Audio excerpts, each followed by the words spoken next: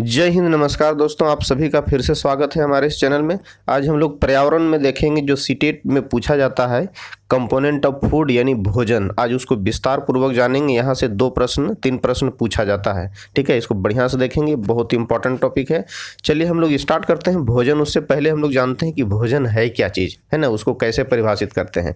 तो देखिए, वैसी वस्तु जो उसको खाया जाता है, पचाया जाता है, अवशोषित किया जाता है और उत्सर्जित किया जाता है, उसी को हम भोजन कहते हैं। यानी ऐसा नहीं कि ईंटा पत्थर खा लेंगे तो वो भी मेरा भोजन हो गया। यानी वैसा चीज़ जिसको खाते हैं, पचाते हैं, अवशोषित करते हैं और उसको बाहर निकाल दिया जाता है, उत्सर्जित कर दिया जाता है।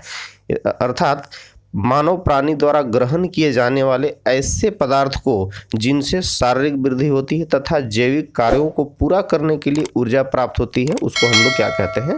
भोजन कहते हैं। चलिए अभी हम लोग देखते हैं भोजन से। आज हम लोग देखते हैं कि पहला प्रश्न है ना, भोजन चैप्टर से आज पहला प्रश्न देखते हैं। क्वेश्चन कहता है क्या कि राजस्थान में निम्न में से किस स्थान पर शक्कर बनाने का कारखाना नहीं है? यानी राजस्थान में कौन सा जगह है जहाँ पर शक्कर बनाने का कारखाना नहीं है? केसराय, पाटन, निम्बा हेड़ा, उदयपुर या फिर भोपाल सागर। तो इसका आंसर होगा सी, यानी उदयपुर को छोड़कर बाकी सभी जगह पर शक्कर बनाने की कारखाना है। दूसरा क्वेश्चन देखिए, कहता है कि कौन सा जोड़ा सही नहीं है ना, यानी एक जोड़ा है जो सही नहीं है, बाकी सब सही है।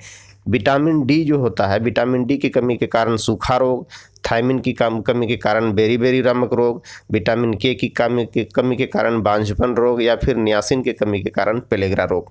तो इसका आंसर होगा यहाँ सी, यानी विटामिन के की कमी के कारण जो होता है बांझपन रोग जो होता है, जो गलत है। ठीक है, बांझपन रोग नहीं होता है यहाँ पर, बाकी सभी सही है। अगला प्रश्न देखिए, एक पुरुष जिसका ब्लड ग्रुप जो होता है ओ है, एक ए ब्लड ग्रुप वाली स्त्री से वह विवाह करता है, शादी करता है। ठीक है, उसके पहले बच्चे के रुधिर यानी पहले बच्चे का जो ब्लड ग्रुप है ओ होने की संभावना कितना परसेंट बनता है? 25%, 75%, 50% या फिर 100%? तो इसका आंसर होगा यहाँ पर 50%। यानी ए ब्लड ग्रुप वाला पुरुष यदि ओ ब्लड ग्रुप वाला पुरुष यदि ए ब्लड ग्रुप वाली स्त्री से शादी करता है तो उसको क्या होता है, 50% ऐसा चांस बनता है, 50% चांस बनता है जिसमें उसके पहले बच्चे के ब्लड ग्रुप ओ होने की संभावना है। अगला प्रश्न देखिए, निम्नलिखित में से किस वर्ग में प्रोटीन की प्रचुरता है? यानी सबसे ज़्यादा प्रोटीन किस वर्ग में शामिल है, पाया जाता है? दूध, आम, गाजर, अंडा, मटर, मछली, सोयाबीन, चना, मक्का, सेव, दही, मांस। तो सी इसका सही आंसर होगा, सोयाबीन, चना और मक्का, है ना। सबसे ज़्यादा विटामिन जो प्रोटीन जो पाया जाता है सोयाबीन में पाया जाता है। आगे देखिए, कहता है कि जब हम लौह तत्व युक्त भोजन प्राप्त करते हैं यानी आयरन युक्त भोजन प्राप्त करते हैं तो उस लौह से हमें क्या प्राप्त होता है? उस लौह से हमें क्या प्राप्त होता है? रुधिर कण, हीमोग्लोबिन, अस्थि मज्जा या फिर प्रोटोप्लाज्म? तो इसका आंसर होगा हीमोग्लोबिन, यानी लोह युक्त आयरन युक्त भोजन करने से हमको हीमोग्लोबिन की प्राप्ति होती है। आगे देखिए, फास्ट फूड है ना, फास्ट फूड जिसका जो पिज़्ज़ा, बर्गर है ना, नूडल्स आदि, इस तरह से बहुत से फास्ट फूड हैं, शरीर के लिए हानिकारक माने जाते हैं। यानी फास्ट फूड जो होता है शरीर के लिए हानिकारक माना जाता है क्योंकि इसमें अत्यधिक मात्रा में उपस्थित होता है। वो क्या है? ठीक है, प्रोटीन, विटामिन, कार्बोहाइड्रेट या फिर जल। तो इसका आंसर होगा सी, कार्बोहाइड्रेट अधिक होता है। आवश्यकता से अधिक कार्बोहाइड्रेट भी लेने से क्या होता है, हमको हानि होती है, इसलिए फास्ट फूड हमको नहीं लेना चाहिए। आगे देखिए, कहता है कि निम्न में से किसका आकलन हो सकता है जब गीता मनुष्य में पोषण विषय का केवल बहुवैकल्पिक प्रश्नों का ही मूल्यांकन कर रही है? यानी गीता जो है, गीता एक लड़की है जो मनुष्य में पोषण विषय से सिर्फ ऑब्जेक्टिव क्वेश्चन का ही मूल्यांकन कर रही है। ठीक है, तो इसका आकलन हो सकता है, यानी कि इसका क्या आकलन हो सकता है? ऑप्शन पहला देखिए, भोजन संबंधी आदतों से जुड़ी गलत अवधारणाएं। बी में है शिक्षार्थियों के ज्ञान, यानी शिक्षार्थियों के ज्ञान को प्रयोग करके रोल प्ले तैयार करके प्रार्थना सभा में प्रस्तुत करने की क्षमता। सी में है भोज्य अवयवों के महत्व को समझने की शिक्षार्थियों की क्षमता व उस पर एक लंबा निबंध लिखने की क्षमता। और डी में है भोज्य पदार्थों को वर्गीकृत करने व पोस्टर बनाने के लिए विश्लेषण करने की क्षमता। तो इसका आंसर होगा यहाँ पर ए, यानी भोजन संबंधी आदतों से जुड़ी गलत अवधारणाएं। ठीक है, उसी तरह से हम लोग अगला प्रश्न देखते हैं। कहता है क्या कि मछली का तेल एवं सूर्य प्रकाश दांतों एवं हड्डियों को मजबूत बनाने वाले कौन से विटामिन के प्रमुख कारक हैं? ऑप्शन देखिए, vitamin A, vitamin B, vitamin C, vitamin D. तो इसका आंसर होगा विटामिन डी। हम लोग जानते हैं कि विटामिन डी की प्राप्ति जो होता है वह सूर्य के प्रकाश के द्वारा होती है, ठीक है, जो दांतों एवं हड्डियों के लिए बहुत महत्वपूर्ण कारक माना जाता है। आगे प्रश्न कहता है कि सेब, संतरा, अनार और केला ये 4 फल हैं। यह चारों को खाने के पश्चात संतरे की स्वाद सभी से अलग है, यानी सबसे भिन्न है। इसका क्या कारण हो सकता है? ठीक है, ऑप्शन देखिए, इसमें विटामिन ए पाया जाता है, इसमें विटामिन बी पाया जाता है, इसमें कैल्शियम पाया जाता है और डी में है इसमें विटामिन सी पाया जाता है। तो यहाँ पर देखिए इसका आंसर होगा डी, यानी विटामिन सी पाया जाता है संतरा में। और इसको खाने से भी आपको सेब संतरा जब दिखाते हैं तो अलग टेस्ट, यानी खाने से ही पता चल जाएगा कि संतरा अलग टेस्ट है उपरोक्त सभी, यानी सेब, अनार और केले से। ठीक है, ऑप्शन इसका डी सही आंसर है। आगे देखिए कहता है कि तने के रूप में प्राप्त किन सब्जियों को हम अपने भोजन में प्रयोग करते हैं, यानी तना के रूप में हम लोग किसको हम लोग प्राप्त करते हैं। ठीक है, तो ऑप्शन देखिए यहाँ पर आलू, अरबी, प्याज, पत्ता गोभी, है ना, फूल गोभी, सी में है खीरा, लौकी, सीताफल और डी में है पालक, मेथी, धनिया।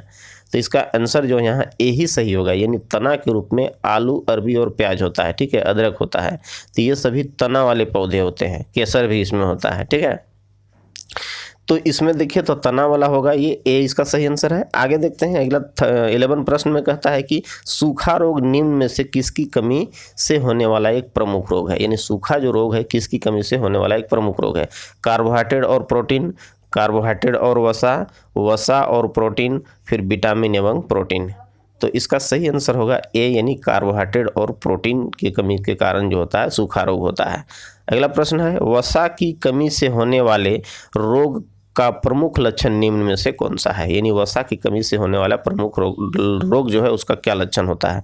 गुर्दे की खराबी, हार्मोन असंतुलन, या फिर विकास की दर मंदित होना, यानी विकास की दर कम हो जाना, है ना, इसका अवरुद्ध हो जाना, या फिर डी में कहता है चेहरे पर सूजन होना। तो इसका आंसर हो गया, यानी वसा की कमी के कारण जो प्रमुख रोग का लक्षण है उसमें इसका बी आंसर सही है, हार्मोन असंतुलन। अगला प्रश्न कहता है कि मनुष्य को सर्वाहारी कहा जाता है, यानी मनुष्य को सर्वाहारी कहा जाता है किस कारण से, है ना। ए में देखिए पौधे से अपना भोजन प्राप्त करता है इसलिए, बी में है जीवों से अपना भोजन प्राप्त करता है, यानी जीवों की पर भोजन के लिए आश्रित रहता है इसके लिए, या सी में है पौधे एवं जंतु दोनों को भोजन के रूप में ग्रहण करता है इसलिए, और डी में है उपरोक्त में से कोई नहीं। तो इसका आंसर स्पष्ट है, सी होगा, यानी मनुष्य सर्वाहारी इसलिए कहा जाता है क्योंकि वो पौधा अपना भोजन के लिए पौधा और जंतु दोनों पर वह आश्रित रहता है, निर्भर रहता है। अगला प्रश्न कहता है कि मृतजीवी जीवों को मृतजीवी क्यों कहा जाता है ना। मृतजीवी जीव है, मृतजीवी जीव इसलिए कहा जाता है क्योंकि मृत होते हैं इसलिए, या फिर मृत होने के पास होते हैं इसलिए, या फिर मृत जीवों को खाते हैं इसलिए, या फिर मृत जीवों के शरीर में रहते हैं इसलिए। तो इसका आंसर होगा यहाँ पर सी, यानी मृतजीवी को खाने के कारण ही मृतजीवी जीवों को मृतजीवी कहा जाता है। अगला प्रश्न कहता है कि कार्बोहाइड्रेट का प्रयोग न करने की स्थिति में ऊर्जा उत्पादन के लिए हमारे शरीर द्वारा किस वैकल्पिक तत्वों का प्रयोग किया जाता है। ठीक है, विटामिन, प्रोटीन, खनिज और रुक्षांश। तो इसका आंसर होगा प्रोटीन, यानी हम जानते हैं कि भोजन के 3 प्रकार होते हैं जिसमें हम लोग 3 भाग में बांटते हैं, जिसको ऊर्जा उत्पादन करने वाला भोजन जिसमें कार्बोहाइड्रेट और वसा होता है, ठीक है, जिसको है ना बॉडी बिल्डिंग फूड, यानी जो हमको शरीर निर्माणकारी तत्व होता है, भोजन के घटक होता है वो प्रोटीन होता है, और एक होता है प्रोटेक्टिव फूड जो रक्षात्मक भोजन होता है जिसमें विटामिन और खनिज लवण आते हैं। तो यहाँ कह रहा है कि कार्बोहाइड्रेट का प्रयोग न करने की स्थिति में जो ऊर्जा उत्पादन होता है वह प्रोटीन के द्वारा होता है, यानी जिस मनुष्य में है ना जब कार्बोहाइड्रेट और वसा की कमी हो जाती है और जब फिजिकल वर्क कोई करता है, वो कठिन काम करता है, जब ऊर्जा की आवश्यकता होती है तब यहाँ जो होता है प्रोटीन खर्च होने लगती है और प्रोटीन उसको सहयोग करता है ऊर्जा उत्पादन करने में। इस प्रकार प्रोटीन का काम यहाँ क्या होगा, ऊर्जा उत्पादन, आवश्यकता पड़ने पर ऊर्जा भी उत्पादन करता है और ये हमारे शरीर का निर्माण भी करता है। अगला प्रश्न कहता है कि बच्चों में वयस्कों की अपेक्षा अधिक कैल्शियम की आवश्यकता होती है, यानी बच्चे में जो होते हैं वयस्कों की अपेक्षा तो अधिक कैल्शियम की आवश्यकता किस कारण से होती है। ऑप्शन देखिए बच्चे में कैल्शियम नहीं पाया जाता है, बी में देखिए बच्चे कैल्शियम युक्त भोज्य पदार्थों यानी कैल्शियम युक्त पदार्थों को आसानी से पचा नहीं सकते हैं। और सी में कहता है बच्चे की निरंतर वृद्धि होते रहती है। और डी में कहता है उपरोक्त में से सभी। तो देखिए यहाँ पर इसका आंसर जो होगा सी, यानी बच्चे में निरंतर वृद्धि होती रहती है। और इस समय में बच्चों का जो होता है हड्डी, यानी इसके जितने बोन्स होते हैं ये क्या होते हैं, बनते हैं। इसलिए यहाँ कैल्शियम की विशेष आवश्यकता होती है।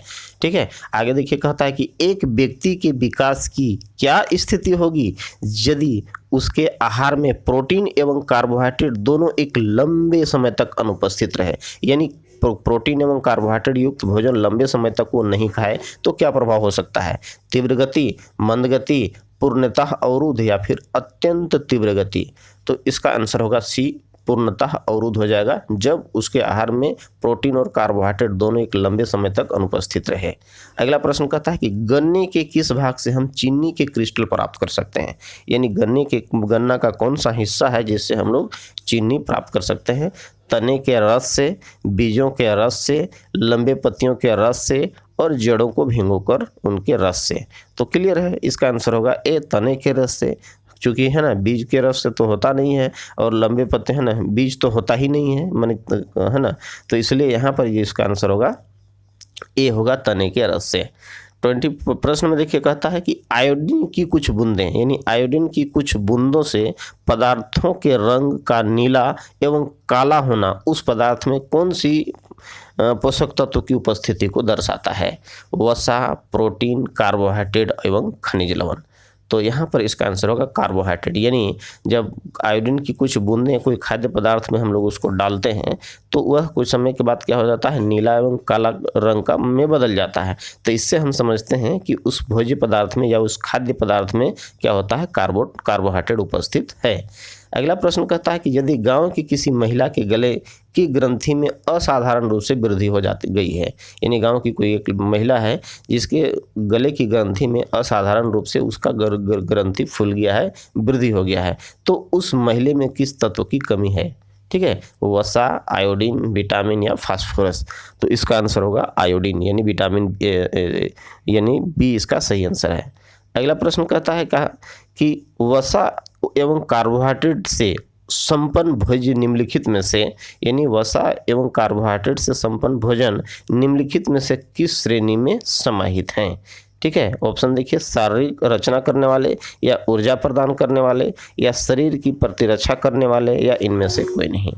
तो क्लियर है कि वसा और कार्बोहाइड्रेट जो होता है हमको ऊर्जा उत्पन्न करता है, बी इसका सही आंसर होगा। ठीक है, भोजन में होता है ये क्या होता है, ये एनर्जी यील्डिंग फूड है, यानी जो ऊर्जा उत्पादन करने वाले भोजन के घटक हैं कार्बोहाइड्रेट और वसा, बी इसका सही आंसर। आगे देखिए, एक व्यक्ति दंत चिकित्सक से अपने दांतों में दर्द निवारण के लिए सुझाव मांगता है। ठीक है, यानी उसके दांतों में दर्द हो रहा है और वो जाके डॉक्टर से दांतों की जो सुझाव, दर्द निवारण यानी उसकी दर्द कैसे कम हो इसके लिए सुझाव मांगता है। तो चिकित्सक व्यक्ति को किस प्रकार के फल खाने का सुझाव देगा? ऑप्शन देखिए, शुष्क फल, ताजे फल, खट्टे एवं रसदार फल, या फिर मीठे एवं गूदेदार फल। तो इसका आंसर होगा खट्टे एवं रसदार फल जो होते हैं खाने से दांत संबंधी रोग के दूर होने की संभावना होती है, या उसके दर्द में निवारण हो सकता है, कमी हो सकता है, या वो ठीक हो सकता है, इसीलिए इसका सही आंसर है। ठीक है, आगे देखिए, एक सीमाकारी यानी लिमिटिंग पोषक तत्व का क्या अर्थ है? लिमिटिंग मतलब उसकी सीमा तक खाना, है ना, ज़्यादा अत्यधिक नहीं खाना। होता है ऑप्शन देखिए, यदि यह पोषक तत्व अधिक मिलाया जाता है तो यूट्रोफिकेशन बढ़ सकता है, यह पोषक तत्व अधिक मिलाया जाता है तो यूट्रोफिकेशन घट सकता है, या यह एक पोषक तत्व है जिसे मिलाने पर अन्य पोषकों के अभाव को कम कर देता है, या फिर उपरोक्त में से कोई नहीं। तो इसका आंसर होगा यानी ए, यानी एक सीमाकारी पोषक तत्व का यहाँ अर्थ जो होता है, यदि यह पोषक तत्व अधिक मिलाया जाता है तो यूट्रोफिकेशन का दर जो होता है बढ़ सकता है। अगला प्रश्न कहता है कि भोजन पकाने के एक ढंग भूनने का विकसित रूप है, यानी भोजन पकाने का जो एक ऐसा ढंग है जो भूनने का एक विकसित रूप है। सेंकना, तलना, उबालना, या फिर भाप द्वारा सेंकना, भाप द्वारा पकाना। तो इसका आंसर होगा यहाँ भूनना का जो विकसित रूप है वो सेंकना होगा, यानी ए इसका सही आंसर है। अगला प्रश्न कहता है कि कौन सा विकल्प खाना पकाने की उपयुक्त विधि नहीं है? ठीक है, यानी कौन सा जो विकल्प है वह खाना पकाने का उपयुक्त विधि नहीं है, तलना, सेकना, भूनना या फिर पकाना। तो यहाँ पर इसका आंसर होगा पकाना। देखिए, भोजन पकाने की विधि, तलना भी भोजन पकाने की विधि है, सेकना भी भोजन पकाने की एक विधि है, भूनना भी भोजन पकाने की एक विधि है। यहाँ पकाना जो होता है ये सभी का मिला रूप होता है पकाना, इसलिए यही इसका नहीं है और आंसर डी इसका सही आंसर है। आगे देखिए, उबालने से भोजन सुपाच्य हो जाता है ना, यानी भोजन उबालने से जो होता है भोजन को होता है सुपाच्य हो जाता है, परंतु नहीं रहता। इसमें क्या नहीं रहता?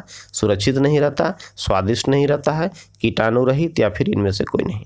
तो देखिए, उबालने से इसका आंसर जो होगा यहाँ पर, इसका आंसर होगा ए, यानी उबालने से जो है ना भोजन तो सुपाच्य हो जाता है, ठीक है, और ये स्वादिष्ट भी हो जाता है, कीटाणु रहित हो जाता है, लेकिन वह सुरक्षित नहीं रहता है। कहने का मतलब है कि इसमें जो पोषक तत्व हैं वो पोषक तत्व नष्ट हो जाते हैं उबालने से, गर्म करने से।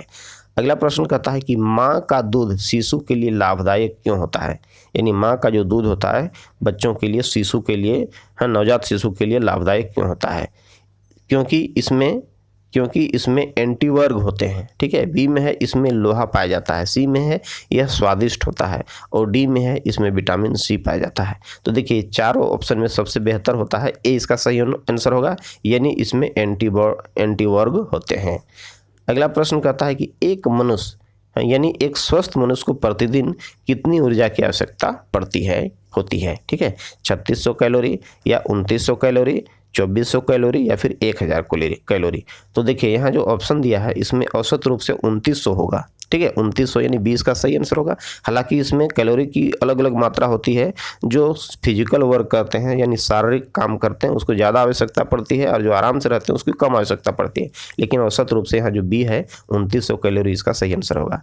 आगे देखिए, कहता है कौन सा विटामिन गर्म करने से नष्ट हो जाता है? यानी कौन सा विटामिन है जिसको गर्म करने से वह नष्ट हो जाता है? विटामिन ए, विटामिन B6 या फिर विटामिन डी या फिर विटामिन B1।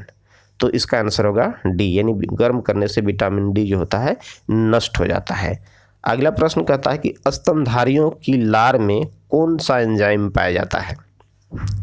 यानी जो स्तनधारी होते हैं उसके लार में कौन सा एंजाइम होता है? रेनिन, है ना, प्रोटीएज या फिर टाइलिन या फिर एनाइमेज। तो इसका एनाइमिलेज है ना, एमाइलेज। तो इसका आंसर होगा टाइलिन, यानी स्तनधारियों के लार में जो टाइलिन नामक एक एंजाइम पाया जाता है। अगला प्रश्न कहता है कि कोशिका में भोजन या ग्लूकोज का ऑक्सीकरण कहाँ होता है? यानी कोशिका में जो होता है भोजन का ऑक्सीकरण कहाँ होता है? क्रोमोसोम में, कोशिका द्रव्य में, केंद्रक में या फिर माइटोकॉन्ड्रिया में। तो इसका आंसर होगा साइटोप्लाज्म, यानी कोशिका द्रव्य में जो होता है भोजन का ऑक्सीकरण होता है, बी सही आंसर। अगला प्रश्न देखिए, फलों को कृत्रिम ढंग से पकाया जाता है, यानी फलों को कृत्रिम ढंग से पकाया जाता है किस माध्यम से? मीथेन से, एथिलीन से, एसिटिलीन से या फिर सोडियम क्लोराइड से। तो इसका आंसर होगा बी, एथिलीन से जो होता है, एथिलीन से इसको पकाया जाता है। अगला प्रश्न, औसत भार 30 वर्षीय युवक को प्रतिदिन, यानी औसत भार की जो 30 साल का एक युवक है प्रतिदिन कितनी विटामिन सी की उसको आवश्यकता होती है? 150 मिलीग्राम, 100 मिलीग्राम, 60 मिलीग्राम या फिर 200 मिलीग्राम। तो इसका आंसर जो होगा यहाँ सी होगा, यानी 60 मिलीग्राम। अगला प्रश्न देखिए, गोबलेट कोशिकाएं का कार्य है, यानी गोबलेट कोशिकाओं का क्या काम होता है? एंजाइम का उत्पादन करना, म्यूसिन का उत्पादन करना, हार्मोन का उत्पादन करना या फिर HCl हाइड्रोक्लोरिक अम्ल का उत्पादन करना। तो इसका सही आंसर होगा बी, म्यूसिन का उत्पादन करना गोबलेट कोशिकाओं का प्रमुख कार्य है। आगे प्रश्न कहता है निम्नलिखित में से किसमें प्रोटीन अनुपस्थित रहता है, यानी किसमें प्रोटीन नहीं पाया जाता है ना? अग्नाशयी रस में, लार में, बाइल में या फिर आंतरीय रस में। तो देखिए, यहाँ सी में जो होता है प्रोटीन अनुपस्थित होता है, बाकी सभी में प्रोटीन पाया जाता है। अगला प्रश्न है, भोजन पकाने की सर्वोत्तम विधि क्या है? यानी भोजन पकाने की सबसे बेहतर विधि क्या है? तलना, भूनना, भाप में सेकना या फिर उबालना। तो देखिए, इसमें सबसे बेहतर विधि इसको होता है सी, इसका सही आंसर होगा भाप में पकाना। अगला प्रश्न, सूर्य की सहायता से विटामिन डी का संश्लेषण कहाँ होता है? ऑप्शन देखिए, यकृत में, अमाशय में, त्वचा में और डी में है हृदय में। तो इस प्रश्न का आंसर आप सबको पता होगा। इसका आंसर होगा त्वचा में, यानी जब हम सूर्य के रोशनी पर बैठते हैं तो त्वचा में सूरज पड़ती है और वहीं विटामिन त्वचा के नीचे है ना, वहीं पर उसी के सहायता से होता है, सहायता से हमको विटामिन डी की प्राप्ति होती है। अगला प्रश्न कहता है कि लीवर में भविष्य के लिए कौन सा विटामिन भंडारित रहता है, यानी लीवर में भविष्य के लिए कौन सा विटामिन को सुरक्षित भंडारित करके रखा जाता है, vitamin C, vitamin E, vitamin B या विटामिन ए। तो यहाँ इसका आंसर होगा विटामिन ए जो होता है भंडारित किया जाता है इसको भविष्य के लिए लीवर में। अगला प्रश्न है विटामिन शब्द किसने दिया, आसान प्रश्न है। विटामिन शब्द को किसने दिया, मेंडल ने, लुई पास्चर ने, फंक ने या फिर सिक्लेयर ने। तो इसका आंसर होगा फंक ने विटामिन शब्द को दिया है। आगे कहता है प्रश्न रुधिर की जांच द्वारा किसकी उपस्थिति से मलेरिया की पहचान होती है, यानी रुधिर जो डॉक्टर ब्लड टेस्ट किया जाता है, डॉक्टर के द्वारा जब ब्लड टेस्ट किया जाता है तो यहाँ पर किसकी उपस्थिति से मलेरिया की पहचान होती है, लाल रुधिर कोशिकाओं में मच्छर के अंडे या फिर लाल रुधिर कोशिकाओं में मलेरिया परजीवी प्लाज्मोडियम या फिर रुधिर में क्षतिग्रस्त यकृत कोशिकाएं या फिर रुधिर में मच्छर के लार्वे। तो इसका आंसर होगा यहाँ पर बी, रुधिर में, यानी जो ब्लड सेल में जो होता है ना मलेरिया परजीवी प्लाज्मोडियम के कारण, यानी उसकी उपस्थिति जब रहती है तब पता चलता है यह मलेरिया से यह रोगी पीड़ित है। आगे कहता है देखिए क्वेश्चन नंबर 42 में देखिए प्रश्न कहता है कि चावल को पॉलिश करने पर कौन सा विटामिन नष्ट हो जाता है। ठीक है, जब चावल को पॉलिश किया जाता है तो उसमें जो पाया जाना विटामिन कौन है जो नष्ट हो जाता है, एस्कोर्बिक अम्ल, कैल्सीफेरोल या फिर एक्सारोफाइटाल या फिर थायमिन। तो इसका आंसर होगा थायमिन नामक विटामिन जो होता है चावल को पॉलिश करने से वो नष्ट हो जाता है। नेक्स्ट प्रश्न कहता है निर्जलीकरण यानी डिहाइड्रेशन के समय शरीर में कम हो जाता है, यानी शरीर से जो होता है किस तत्व की कमी हो जाती है, शर्करा की, सोडियम क्लोराइड की या फिर पोटासियम क्लोराइड की या फिर इनमें से सभी। तो यहाँ पर देखिए निर्जलीकरण के द्वारा यहाँ जो होता है सोडियम क्लोराइड की कमी हो जाती है, बी इसका सही आंसर होगा। आगे देखिए कहता है कि मानव शरीर में भोजन का रुधिर द्वारा सर्वाधिक अवशोषण किस में होता है, यानी मानव शरीर में भोजन का जो होता है रुधिर द्वारा सर्वाधिक अवशोषण किस में होता है, यकृत में, अमाशय में, छोटी आंत में या फिर बड़ी आंत में। तो इसका आंसर होगा सी, छोटी आंत स्मॉल इंटेस्टाइन में इसका सबसे ज़्यादा होता है अवशोषण। अगला प्रश्न कहता है कि खाद्य पदार्थों को सुरक्षित रखने के लिए किसका प्रयोग किया जाता है, यानी जो खाद्य पदार्थ हैं वह सुरक्षित रहे इसके लिए किसका प्रयोग किया जाता है, सोडियम बेंजोएट, फिनॉल, साइट्रिक अम्ल या फिर एसिटिक अम्ल। तो इसका आंसर होगा यहाँ सोडियम बेंजोएट का प्रयोग किया जाता है खाद्य पदार्थों को सुरक्षित रखने के लिए। अगला प्रश्न कहता है कि पाचन क्रिया में प्रोटीन किस पदार्थ में बदल जाता है, यानी जब हम भोजन के रूप में लेते हैं भोजन को तो वह पाचन क्रिया में प्रोटीन जो होता है किस पदार्थ में बदल जाता है, वसा में, ग्लूकोज में, एमिनो अम्ल में या फिर शर्करा में। तो इसका आंसर होगा एमिनो अम्ल यानी एमिनो एसिड में पाचन क्रिया के समय जो होता है प्रोटीन बदल जाता है। अगला प्रश्न है एक मनुष्य को भोजन में केवल दूध, अंडे और रोटी दिया जाता है, यानी भोजन के रूप में उस मनुष्य को सिर्फ दूध, अंडा और रोटी दिया जाता है तो वह सामान्यतः रोगी होगा, यानी वह किस रोग, कौन सा रोग से वो पीड़ित हो सकता है, कौन सा रोग उसको पकड़ सकता है। ठीक है, रिकेट्स का रोग, बेरी रोग या फिर स्कर्वी रोग या फिर रतौंधी रोग। तो इसका आंसर होगा सी, स्कर्वी रोग उसको हो सकता है। अगला प्रश्न कहता है क्लोरोफिल निर्माण के लिए आवश्यक है, यानी क्लोरोफिल निर्माण के लिए किसकी आवश्यकता पड़ती है, कॉपर और जिंक की, कैल्शियम एवं लोहा की या फिर जिंक एवं बोरॉन की या फिर लोहा एवं मैग्नीशियम की। तो यहाँ देखिए क्लोरोफिल निर्माण के लिए सबसे ज़्यादा जरूरी होता है मैग्नीशियम के तत्व, यानी क्लोरोफिल में जो होता है मैग्नीशियम के तत्व पाए जाते हैं, है ना। तो यहाँ इसका आंसर होगा डी, यानी क्लोरोफिल के निर्माण के लिए लोहा और मैग्नीशियम की आवश्यकता होती है। अगला प्रश्न कहता है कि मानव शरीर में पाचन का अधिकांश भाग किस अंग में संपन्न होता है, यानी जब मनुष्य भोजन ग्रहण करता है तो उसमें जो पाचन की क्रिया होती है तो किस भाग में सबसे ज़्यादा होती है, पेनक्रियाज में या बड़ी आंत में, ठीक है, या फिर छोटी आंत स्मॉल इंटेस्टाइन में या फिर अमाशय में। तो इसका आंसर होगा छोटी आंत में, यानी मानव शरीर में जो होता है पाचन का अधिकांश भाग संपन्न जो होता है वह छोटी आंत में ही संपन्न हो जाता है। आगे कहता है कि निम्नलिखित में से कौन सा पाचक एंजाइम नहीं है, यानी पाचक एंजाइम इसमें से कौन है जो नहीं है ना, पेप्सिन, रेनिन, इंसुलिन या फिर एमिलेप्सिन। तो इसका आंसर होगा यहाँ बी, रेनिन नहीं है। बाकी सभी जो होता है पाचक एंजाइम है। ठीक है, चलिए दोस्तों, वीडियो अच्छा लग रहा है। यदि आपको लग रहा है कि वीडियो इस तरह का देखना चाहिए तो आप सब्सक्राइब अब तक नहीं किए हैं तो कृपया ज़रूर सब्सक्राइब करें और करीबियों के साथ, अपने दोस्तों के साथ इसको शेयर भी करते चलें। ठीक है, ओके बाय।